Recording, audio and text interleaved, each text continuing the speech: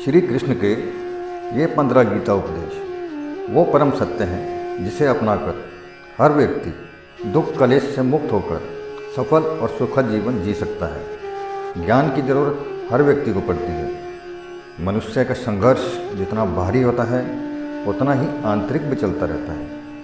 सोच और कर्म का संतुलन ही सफल जीवन का मंत्र है। सही गलत और उचित निर्णय की दुविधा में फंसे व्यक्ति को गीता के इन उपदेश से मानसिक बल और धैर्य मिलता है। तो आइए जानते हैं ये 15 उपदेश क्या हैं। पहला, विश्वास की ताकत। तुम अपने विश्वासों की उपज हो। तुम जिस चीज़ में विश्वास करते हो तुम वही बन जाते हो। जो स्वयं पर विश्वास करते हुए लक्ष्य की ओर बढ़ते रहते हैं उन्हें सफलता जरूर मिलती है। अगर व्यक्ति अपने लक्ष्य के लिए कर्म में पूरे मन से लग जाता है और उसे कर्म करने से खुशी मिलती है तो सफलता उससे दूर नहीं। नंबर 2, मृत्यु से भय व्यर्थ है। हर व्यक्ति के मन में मृत्यु का भय होता है। इस संसार का जब से निर्माण हुआ है तब से जन्म मृत्यु का चक्र चलता आ रहा है। यह प्रकृति का नियम है। इस सत्य को स्वीकार करके भयमुक्त होकर आज में जीना चाहिए। किसी को भी आने वाले पल के बारे में कुछ नहीं पता होता, लेकिन इस संशय में भयभीत रहने से जीवन नहीं जिया जा सकता है। नंबर 3, कर्म सबसे ऊपर आता है। श्री कृष्ण अर्जुन से कहते हैं कि व्यक्ति कर्म करने के लिए ही पैदा हुआ है और बिना कर्म किए कोई नहीं रह सकता। फल की चिंता करना व्यर्थ है, क्योंकि इससे मनुष्य का मन काम से भटकने लगता है। किसी कर्म में सफलता नहीं मिलती तो क्या हुआ, असफलता भी ज्ञान के द्वार खोलती है। अगर बिना फल की चिंता किए कर्म करते रहोगे तो सफलता और मन की शांति जीवन भर तुम्हारा साथ नहीं छोड़ेगी। जो कर्म फल से विरक्त होकर कर्म करता जाता है उसका आध्यात्मिक ज्ञान बढ़ता जाता है। नंबर 4, हमेशा स्वार्थी होना गलत है। जो व्यक्ति हमेशा स्वार्थ पर प्रेरित होकर फल की चिंता करते हुए कर्म करते हैं और सिर्फ फल ही उन्हें कर्म करने को प्रेरित करता है, ऐसे लोग दुखी और बेचैन रहते हैं, क्योंकि उनका दिमाग हमेशा इसी उलझन में फंसा रहता है कि उन्हें क्या फल मिलेगा। स्वार्थी व्यक्ति सुखी नहीं रह पाता है और ऐसे व्यक्ति से कोई भी संबंध नहीं बनाना चाहता। इसलिए स्वार्थ से ऊपर उठें और दूसरे के हितों के बारे में भी सोचें। नंबर 5, क्रोध से सबका नुकसान होता है। क्रोध या गुस्सा करना व्यक्ति के दिमाग में उथल पुथल पैदा कर देता है। आवेश में विवेकहीन होकर कई बार व्यक्ति अपना ही नुकसान कर बैठता है या फिर अपनी ही मानसिक शांति को भंग करके खुद को कष्ट देता है। क्रोध की अग्नि में बुद्धि और तर्क नष्ट हो जाते हैं और व्यक्ति बिना विचार किए बस अपने अहम की तुष्टि करने वाले काम करता है। गुस्सा व्यक्ति की विचार शक्ति को पंगु बना देता है और भ्रम पैदा करता है। नंबर 6, मन पर कंट्रोल जरूरी क्यों है। मन का स्वभाव है कि ये आसानी से भटक जाता है। अगर जीवन को सफलता की दिशा में ले जाना है तो मन को काबू करना बहुत जरूरी है। श्री कृष्ण कहते हैं कि बार बार प्रयास करने से धीरे धीरे चंचल मन को वश में किया जा सकता है। मन को वश में करने से दिमाग की शक्ति केंद्रित होती है, जिससे कार्यों में सफलता मिलने लगती है। अगर मन को वश में नहीं करोगे तो ये आपका सबसे बड़ा शत्रु बन जाता है। नंबर 7, भगवानों में कोई छोटा बड़ा नहीं है। इस संसार में ईश्वर कई रूपों में जाना जाता है।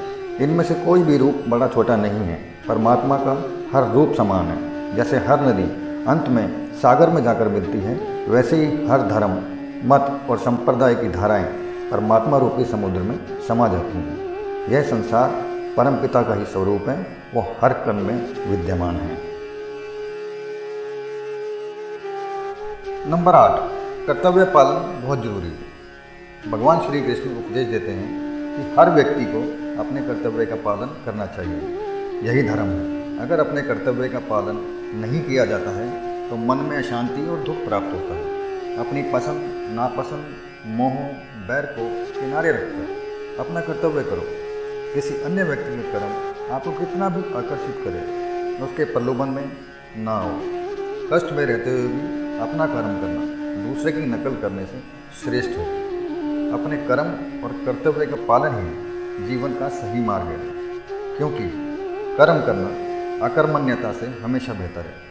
कर्तव्य में दोष देखकर पीछे ना हटो, क्योंकि हर कर्म में कोई ना कोई छोटा बड़ा दोष हो सकता है। नौवा उपदेश। ध्यान करने से परमात्मा को अनुभव किया जा सकता है। श्री कृष्ण जी कहते हैं, शारीरिक कर्म से ज्ञान का मार्ग उच्च है और ज्ञान मार्ग से भी ऊपर ध्यान मार्ग है। ज्ञान मार्ग पर बढ़ने से ईश्वर को अनुभव किया जा सकता है। जो व्यक्ति मन और इंद्रियों को शांत करके पूर्ण विश्वास से अपना ध्यान भगवान में लगाता है, उसे ईश्वर का ज्ञान और अस्तित्व अवश्य अनुभव होता है। जो हर जगह, हर जीव, हर मनुष्य में ईश्वर को देखता है, सबके हित में लगा रहता है, उस पर परमपिता अवश्य कृपा करते हैं। ज्ञान मार्ग हो या भक्ति मार्ग, समर्पण, प्रेम, विश्वास ही आपको ईश्वर के प्रकाश की ओर ले जाता है। भगवान की पूजा बहुत से लोग करते हैं, लेकिन उनको शांति क्यों नहीं मिलती? क्योंकि भगवान आपके मन में निवास करता है, उसे पता है कि आपका भाव क्या है। 10वां उपदेश। अधिक शक करने वाला कभी खुश नहीं रह सकता। श्री कृष्ण जी गीता में कहते हैं कि शक करने वाले का विनाश हो जाता है। इसलिए संदेह से बचें। अधिक संदेह करने से मन की शांति भंग हो जाती है और व्यक्ति भ्रमित होकर अपने संबंधों को नष्ट कर डालता है। जिसे शक करने की आदत पड़ जाती है, उसे इहलोक या परलोक में भी शांति नहीं मिलती।